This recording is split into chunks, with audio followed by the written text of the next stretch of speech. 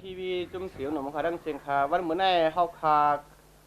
ดีมาต้องถามใจละในค่ะเนาะหนังเฮาคาเดี๋ยวป้ผู้ลองป่องเลี้ยงดีอยู่ลองกันเมืองวันเหมือนในค่ะเนาะก็บนนะเฮาคาอยู่ดีก้นเมืองหลายด้านเดี๋ยวก็ต้องถามมาดีเฮาคาก็บนต้องขอถามถามมาที่นั่นไหนก็เฮาคาก็ดีมาถามดีใจละเฮาคาวันเหมือนในในครับไม่สงค่ะพี่ใจละค่ะสงขะพี่ใจละค่ะเขาเคยย้อนน้องถามว่าเกี่ยวกับรองการเมืองว่าเขาขาวันเหมือนเนี่ยมันตั้งมาตั้งข้อเนี่ยมันเหมือนถือกันไว้คำเร็วค่ะเงารายการเมืองอันตึกเปลี่ยนอันตึกอุปนะคำเร็วค่ะก็เป็นของสีเอาขึ้นซึ่งใต้จับซึ่งใต้เขาค่ะมีปอสีว่าปัญหาการเมืองอันเกิดขึ้นอยู่ในเมืองใต้เขาค่ะแลเมื่อหกดุมเมืองมันเนี่ยเขาค่ะใครเอาลายกัดเย็นเสแก้ไขเลยการเมืองกว่าหนังกัดเย็นเนี่ยอะไรปืนเผามาจนมือจะยัดซึกเตะเศร้าอ่อนหัวเขาค่ะต่างมาบุกจุ้มก่อนนั้นแหละมาในปีในเมื่อวันที่18เดือน8 2011ในโรงพยาบาลซิมันเขาว่าปืนเผามาว่าผิดหมอกมาอันมุกจุ้มยิบกองกลางกลุ่มกูจุ้มของเซาเคอร์นั่นใครคมกันให้แก้ไขปัญหาการเมืองนี่แหละมันก็ครบแมนกันแล้วก็ตั้งเขาขับอะไรปืนเผาไว้ดาสิเงาลายก็อีสองมาปันเขาค่ะได้กว่ากับ10ข่าวเจ้าอันเป็นหลวงพ่อถึงเมื่อผมถูกเมืองมันกำนันแล้วค่ะได้ตั้งกับ10กันเสียทางภายต่างๆก็เหมือนหนังมีเจ้าหันยองหอยเหตุการณ์เกี่ยวกับเลยสุนเลยก้นห้าช่วยเลยก้นห้าในเมืองไทยเนี่ยก็กับ10ปันเขาคาตั้งให้เลยในวันที่19 โนเวมบาปี2011ในเขาคามีปลาดังจากหัวปอไข่เลยก็ฮบทบอันเป็นผู้ตังโตคึกต้อนของหลวงมองซึ่งมันห้องหลงภายรถไฟอะไรต่อส่งของเมืองหงตุเมืองมันตีเรียนอินตีหนึ่งเสอะไรโอ้กันกว่าตาสร้างลองงำเย็นในสิ่งเมืองเป็นเมื่อสันเขาเจ้าก็ปุ่นตาที่อุปกันขั้นตอนมันเนี่ยมี3 ตอนครับจะแรกครับเนาะ1ได้อุปตกลงกันยาวกว่าขั้นตอน1ขั้นตอนที่2ได้ดีมาการปกป้องที่3ได้ดีเอาการเมืองเหี่ยวกันอุปนิสภาด้วยการอยู่ดีจะเล่าให้หันถึงคือการที่เตมันเนี่ยเพราะว่าอุปกันตกลงกันฉีกคอหรือได้มากบางกลุ่มปุ่นตาตกลงกันว่าพอดีคือปุ่นตาได้ปกป้องวันเมืองด้วยการกำในคำว่าเอาการปกป้องในมาเป็นที่สอนในกรอบสังอะไรเป็นยังไงครับอันที่เขาขาอุบกันก็มันตั้งนั้นตั้งหลวงมองซึ่งเมื่อผมตัวเมืองมันเขาต่างถึงมากลางสายเขาใครช่างลองน้ำเย็นในซึ่งเมืองในมีอยู่4 ข้อค่ะนะที่1ในกึศซึกกันทั้งกลุ่มกุจุมที่2ใน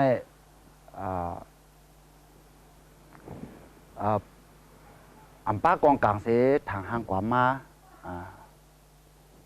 ที่3ใน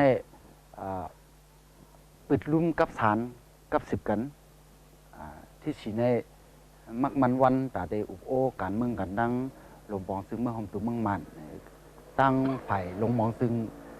เมื่อหอมตุมเขาลัดมา4 ข้อตั้งเขาขาซ้ำมีอยู่4 ข้อหนังเขาอะไรต่างถึงเขาว่า1ในกึศซึก2ในอุโอกันการเมืองหนังทหาร3ในมักมันเจ็บตัดปัญนาที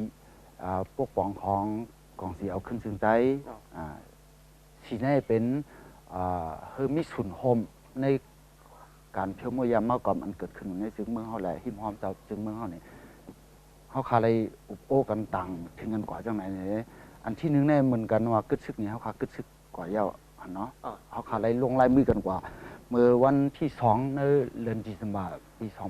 2011ที่2ที่เย้าโตกว่าลิงงามเลยการลงลายมือกันแบบเคาะปลาอันลำลองว่าเนี่ยเป็นลองกึศซึกกันใครเพราะว่าตกลงกันโปรแกรมที่1ยาวกว่าเย้าในนั้นเฮาขาขึ้นเลยตกลงกันมาตาเฮลูกตับเฮาคาแลสังนาเฮินก้นซึกเฮาคาแลสังนาเฮินของก้นเมืองเฮาคาซื้อปลายเพมาอยู่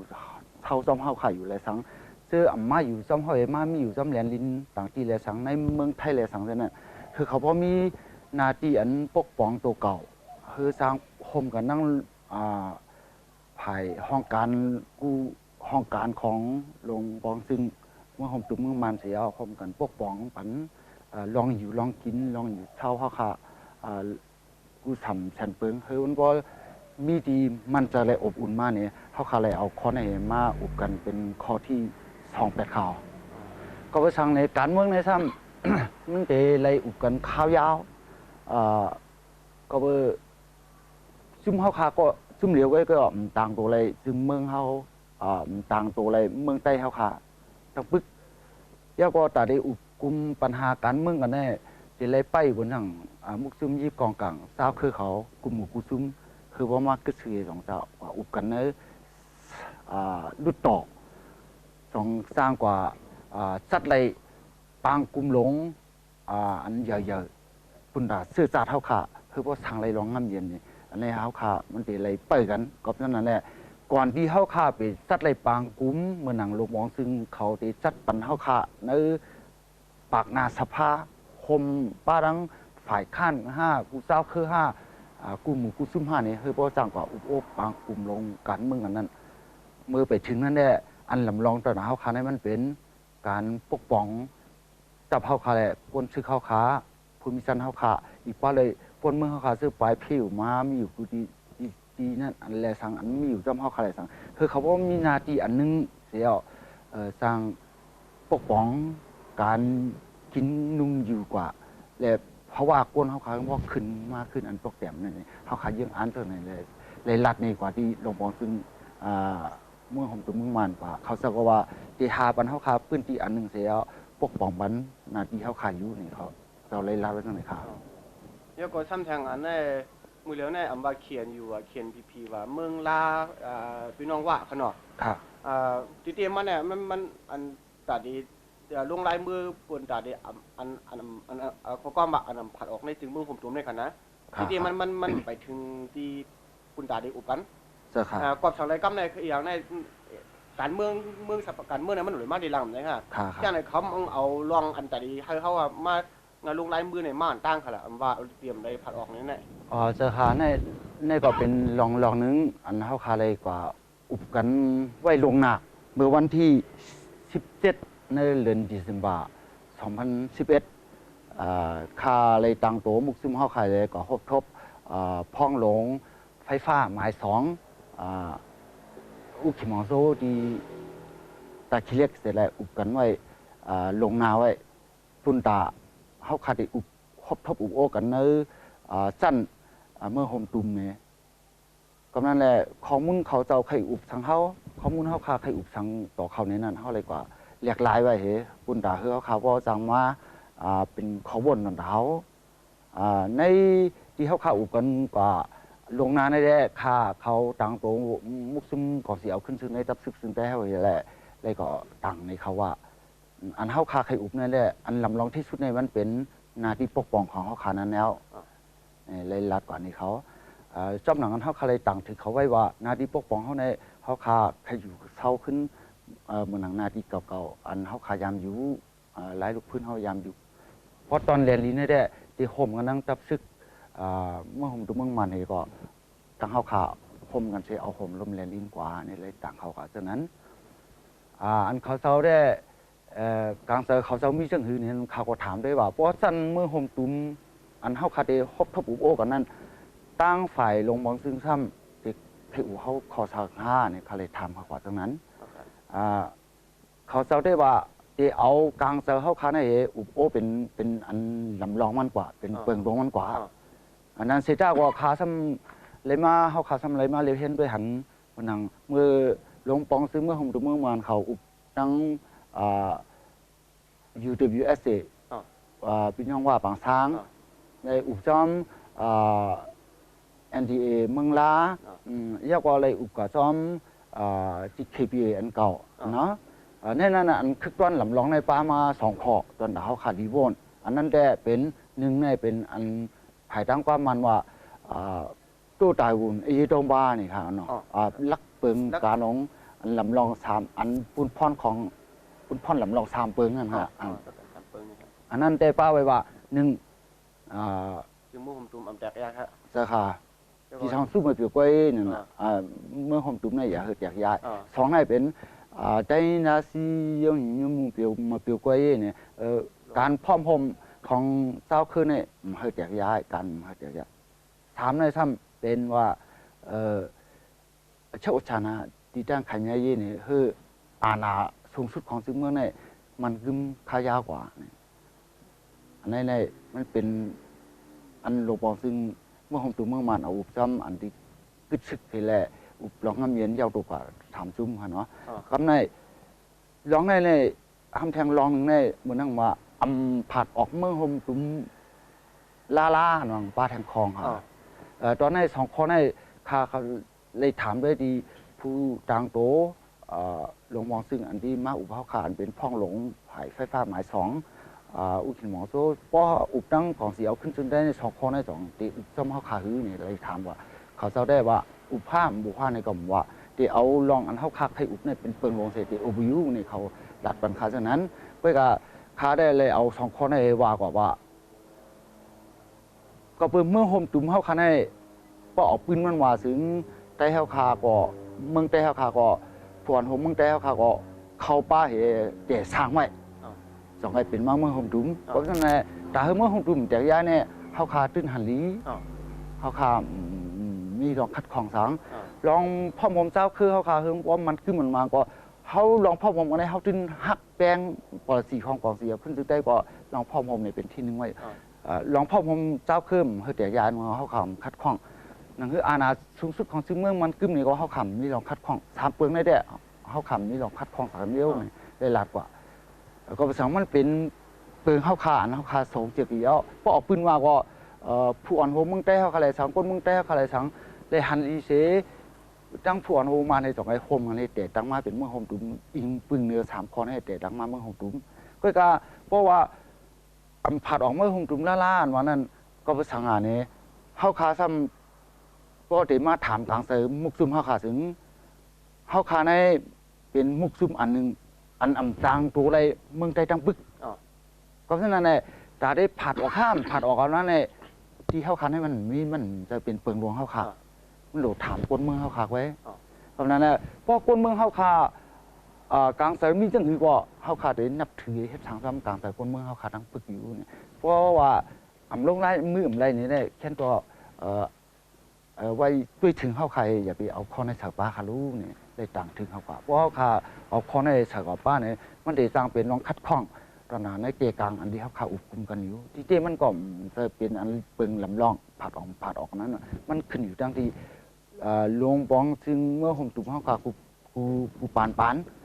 ตัวเฮ็ดปันว่าเฮ้ยมึงใจเขาขาเนี่ยใครผัดออกในเมื่อผมตุ่มนี่เป็นปุ่นพ่อนเขาเสาไปแล้วไม่ว่าทำกลางสายเขาขาถึงเขาขามันจะต่างตัวอะไรคนมึงจะปุ๊บแหละเขาขาย้อนว่าเฮ้ยเงื่อนเวเป็นข้อถามอันนั้นอีกนึงอย่าให้อะไรตอบแทนคนมึงอีกหนึ่งค่าเนี่ยเขาขาอะไรต่างถึงไม่ดีผู้แทนหลวงมองซึ่งอันที่มาครบทบข่าวเมื่อวันที่17 เดือน2011ในเสนอข่าวเดี๋ยวก็กำในใครปอกขึ้นข้อถามมันโคตั้งหลังอีกขนาดเดี๋ยวก็อันฉีดตอนนั้นตอนที่1เนี่ยกึศซึกกันวันนั้นอันมือเหลียวในวันมือเหลียวเนี่ยอันกึศซึกเนี่ยตั้งหลวงมองซึ่งมันตั้งเข้าเนี่ยกึศซึกไง100%ของข้ามื้อนั้นเนี่ยอันเป็นซึกมันซื้อกันเนี่ยว่ามันตั้งแต่ในก่อนหน้าเด้มื้อวันมื้อไหนที่การเรียนเตี้ยก็ใน2ละ2นี้ความขอในเขาทำใน2นี้ยืนยันว่ามันที่การเรียนเตี้ยบนคนเมืองเขาเนี่ย2อะไรครับอันนี้มันขึ้นอยู่ดังที่น้ำเจอของภายลงบองจึงเมืองของตุเมืองมานเฮาขาสังเกตว่าลงบองจึงเมืองมานเฮาขาในมื้อเหลียวเนี่ยเขามีน้ำเจอใครช่างลองน้ำเย็นเฮือซึ่งเมืองโฮมตุ่มเฮาคาในพวกกัดเย็นอยู่ซึ่งเขาตื่นเต้นไหลเฮ็ดช่างติซ้ำหนังต่างสายคนเมืองมีแหละต่างสายอันกำผาอะไรกูเจ้าคือโลอยู่นั่นใครสังเกตว่าเขาเจ้ามีน้ำเจอใครช่างเฮือเมืองเฮาคากัดเย็นซึ่งติซึ่งเขาเจ้าก็โลด้วยถึง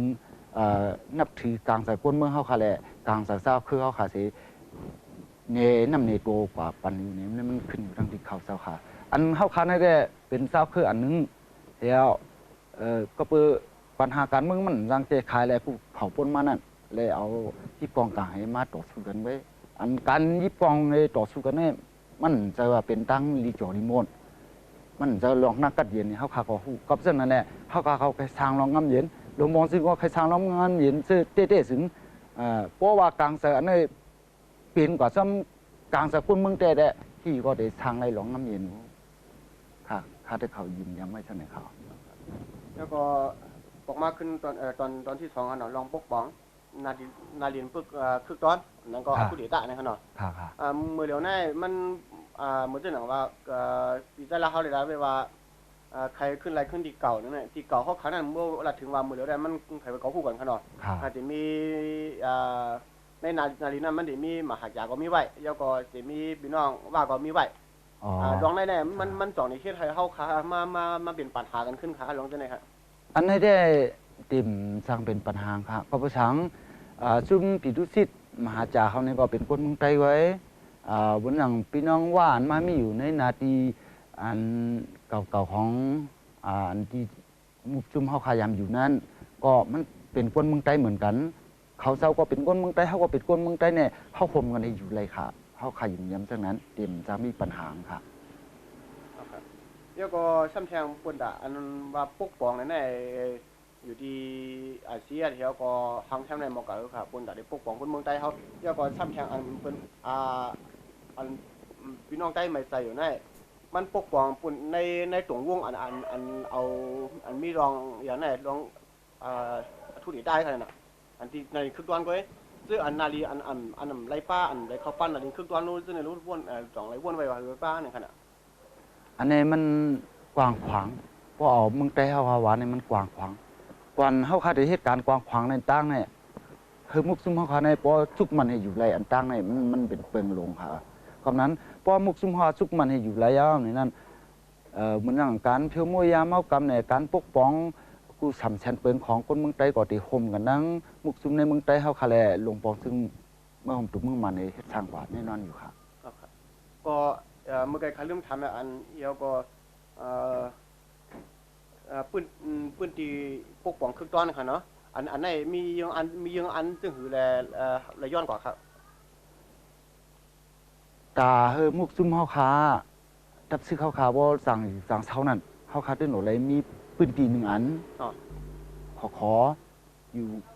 ห่มกันนั่งลงมองซึ่งเมื่อห่มตุเมืองมันห้องการคู่ห้องการเสปกป้องการอยู่การกินการนุ่งของลูกตับเฮาคาภูมิจันเฮาคาแหละปลายเพอันมามีอยู่ซ้ำเฮาคาแหละสังบนปลายเพอันมาออกมามีตีต่างที่สีแหลมกันเนี่ยคือพอสังปอกมือกว่าเฮเมื่อมีตีอยู่ที่เช้าในองที่นั้นเฮาคายังอ่านไว้ได้ปกป้องการเลี้ยงดูตัวสัตว์ท่าการผูกซ้อมห้าการห้องสาขาเนี่ยคือคนเมืองเฮาคาว่ามีตีเฮ็ดทางการและเลี้ยงดูตัวซาเฮาคาไหลว่านังกัดเย็นๆอันนี้มันเป็นปุนตาอันลำลองตาเฮาคามีแลเฮาคาจ่องในทุกอย่างที่ลงมองซึ่งเขาเจ้าเฮอมันปันนาทีปกป้องเฮาขานต่างแล้วก็ซ้ำแทงอันมันเป็นข้ออุปกันค่ะเนาะอันตั้งเขาเอาอาเซียแล้วขอทุกย้อนก่อนแล้วนะลองอันโฮมกันเขียวมูยาเมากำในลองในจึงอันจะคืออะไรต่างกับว่าครับเจมปึ้งก็เฮาคาจนมีไว้ในปลสีเฮาคาว่าเฮาคาสารคัดยาเมากำยาเมากำนี่มันเป็นเพปุนดาคนเมืองไต้เฮาเป็นเพปุนดาคนนั่งกำผาอันลำลองในคนเมืองไต้เฮาคาเลยเมืองหิมหอมเฮาเมืองไต้เนี่ยเลยคำตามเพยาเมากำมาในยาเข้าอย่างเงี้ยอันนี้มันเฮ็ดเฮเฮาคาเชื่อจัดเฮาคาเชื่อคือเฮาคาในรู้แล้วคนเฮาคาในตกแต้มก็ไปยามเมากำกำนั้นในยามเมากำในหนังคือมันบ่ได้หายกว่านี้นั่นเฮาคามีปอลิสีสารคัดมาเต็มปึ้งปอลิสีอันในนึงในการผูกซ้อมคือบ่อย่าไปมีคนเมืองเฮาในก็บ่สังอะไรผูกซ้อมยาล่ะนี่เขามีการเฮ็ดสังฆากำนั้นเฮาหลหาการมันเขาจะว่าก็ติชนยาเขาเลยคือยาหายนี่มันเป็นความไรเพราะนั้นอย่างคือคนเมืองเขาครับเพราะอย่าผูกยานั่นเขาขัดได้เลยหามันลองผูกซ้อมเขาอันเขาป้อนเลี้ยงตัวเสือไรเลี้ยงนาเฮิรนไรเพราะผูกแล้วที่หามันล็อกกัดเขาคือเพราะสั่งขายคู่ของผูกมาคือว่าเป็น เอาป้ายสักให้เขามาคือว่าเป็นกุ่นช่อยสั่งเอากว่าขายอะไรต่างที่ขายอะไรนอกเมืองอันเช่นนี้มันเป็นปุ้นพรของหลวงมองซึ่งแหละภูมิปุ้นพรอันที่อุปเปิงในก้นเมืองโดยสร้างปันอันนี้เป็นตอนตาคักตอนหนึ่งคืออย่าไปผูกยาเมากันสองในมันยาเมากับมันมามีอยู่จำเจอเมืองเขาขายมันเป็นเกี่ยวกับเลยเคมีในคนเมืองใต้เขาขำหูป่องอีหมอเฮ็ดยาเคมีนั่นแหละก็นั่นมันลูกต่างที่สีแดนมันมาเฮ็ดเมืองเขาขายเอากุ่นช่องกว่าขึ้นดังอันเช่นนี้เขาขาดเลยหาว่าเป็นเผาเฮ็ดเส้นนั่งก้าขายมันเป็นเผามาต่อกว่าส่งกว่าตั้งเราเนี่ยเขาขาดเลยหาลวกลายมันเสียคืออย่าไปมีการตั้งโรงงานมันอย่าไปมีการเฮ็ดออกยามเมากำอันนี้เป็นลองอันนึงปุ่นตาผู้อบปึงวันเมืองโดยเฮ็ดทางก็นั่นแหละ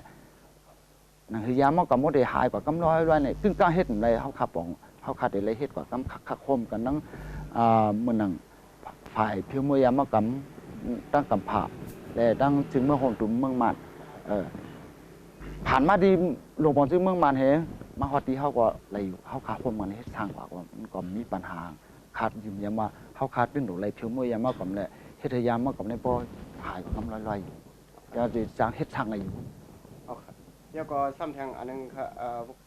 พอถึงว่ากว่าขั้นตอนที่3เขาเนาะเฮ็ดปังกลุ่มเมืองสภาเมืองห่มตุ้มอันรองแน่ๆอยู่ดีอาเซียนเฮาใครเฮาก็ฮังแฮนไว้จึงครับคุณตาเดียวกว่าตันถึงเมืองเลยครับ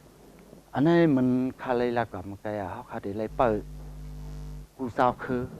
ก็เปิดการเมืองห่มตุ้มเมืองมันเนี่ยฮึงบ่กัดเย็นว่าเนี่ยป้อมว่าสาวคือมันเป็นไรอันนี้กำพาก็ส่งแห่งอิงมาว่าดูไรขึ้นดีกันในเสื้อสาดเขาค่ะตั้งสาวคือเขาค่ะกลุ่มกุจุ้มเขาค่ะโลขึ้นดีกันเฮ้ก่อสร้าง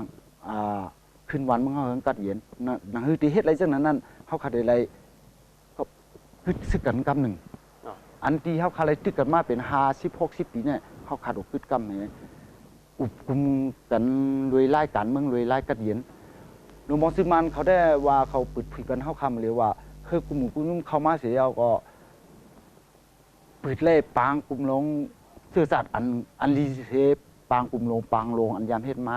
ก็ในทางห่างไอ้แสอุปการเมืองอะไรแก้ไขมนเมเลยเปิงพึ่งซึ่งเมืองเขาขายอะไรเปิงพึ่งซึ่งเมืองอันนั้นมันปิดก้นเฮ็ดไว้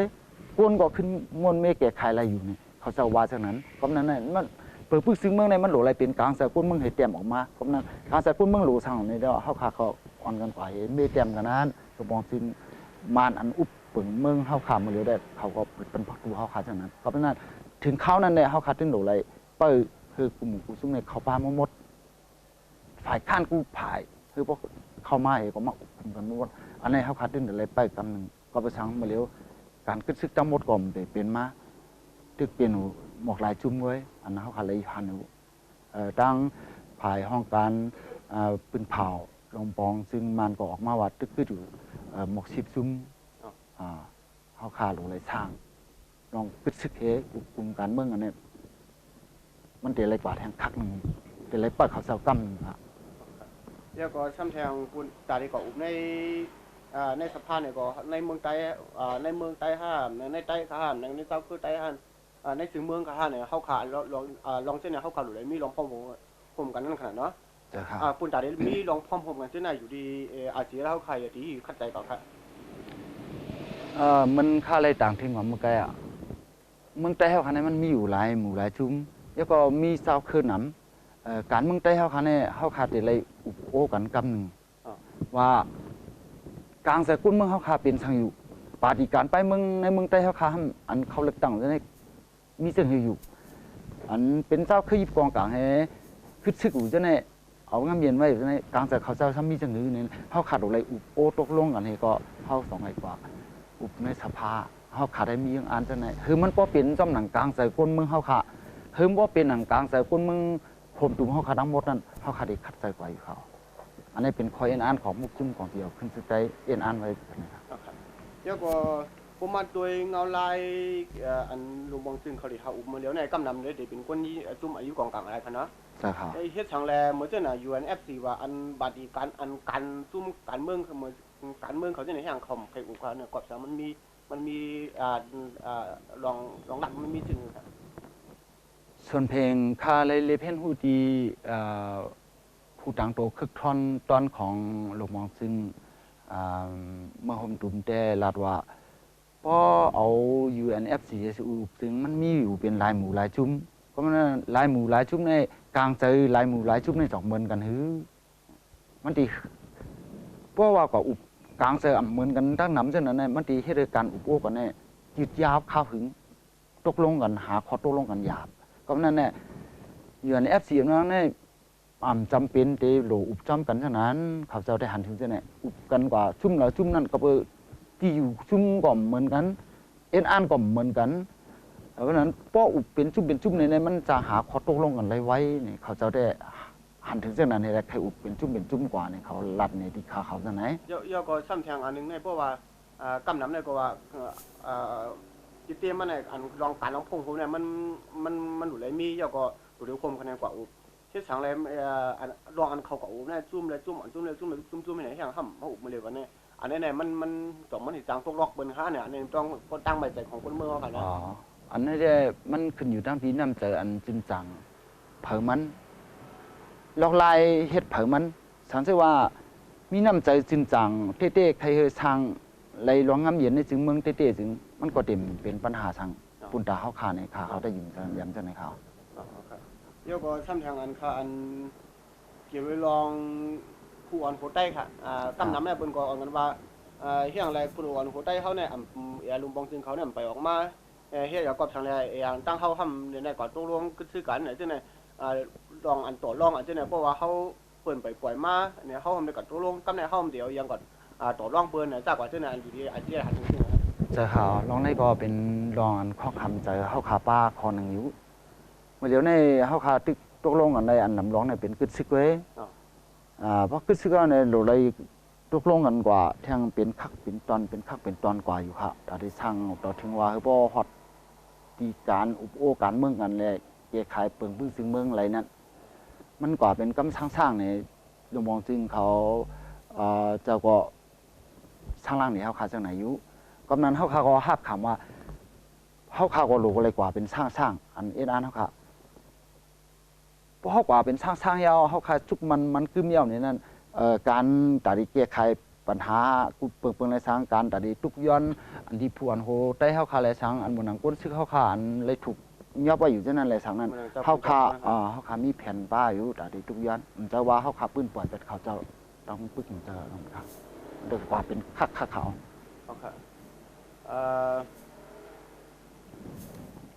อยู่ดีพอถามอันขำถามแล้วอยู่ดีวิจัยลาเขาเดี๋ยวก็ใครรัดถึงพี่น้องคนเมืองใต้เขาขาดถึงอะไรข้าได้สายลาเนี่ยเลยเข้าไปในจุ่มอุบโอตาช่างร้องน้ำเย็นและแก้ไขปัญหากันเมืองใต้เขาค่ะก้อนหนึ่งเสียอะไรกว่าอุบโอดังหลวงปองซึ่งเมื่อหอมตุ่มม่านเขาแล้วก็เขาขายุ่มย้ำว่ามุกซุ่มเขาขาในมันเป็นกวนเมืองใต้ก็อ่อนกันมาแต่ทางไว้เป็นกลางสายกวนเมืองใต้อยู่1 ปอน 1 ตอนเพราะนั้นเนี่ยเขาขาก็ได้นับที่กลางสายกวนเมืองใต้เฮ็ดสร้างซ้อมกลางสายกวนเมืองใต้เขาขาแหละซุ่มยิบกองกลางอันอยู่ในเมืองใต้เขาขากูเจ้าคือเขาขาได้โอ้กันนั่งเขาเจ้าเอากลางสายกันเฮ็ดสร้างกว่าอยู่อันจะว่าเขาขายเฮ็ดปุ่นตาเขาขากล้วยเนี่ยนะเฮ้ยคนเมื่อเขาก็ยังจำใจเนื้อมุกซุ่มเขาขาอะไรผัวหัวขาอันที่เอาในเฮ็ดสั่งในให้หมอกกำลึงนั่นใช่ไหมครับครับต้องครับครับก็อันนี้ก็จะเป็นลองเข้าคาเลมาทำตอบเกี่ยวกับไปลองการเมืองย่ำเดี๋ยวนะครับเนาะก็บริษัทเพราะว่าพี่น้องเขาด้วยอะไรทำด้วยทีวีออนไลน์ขายเย้าในถึงสังเกตว่าพี่น้องเขามีขอถามรถเกี่ยวกับรองอะไรเสียมบาการเมือง5แล้วก็ใครเขาใครที่ออกรองอะไรเสียมบาในชั้นตอนที่ตอบมาบันทีอีเมลเขาขายในเสียกัมในขณะครับน้ำมันมาสงขา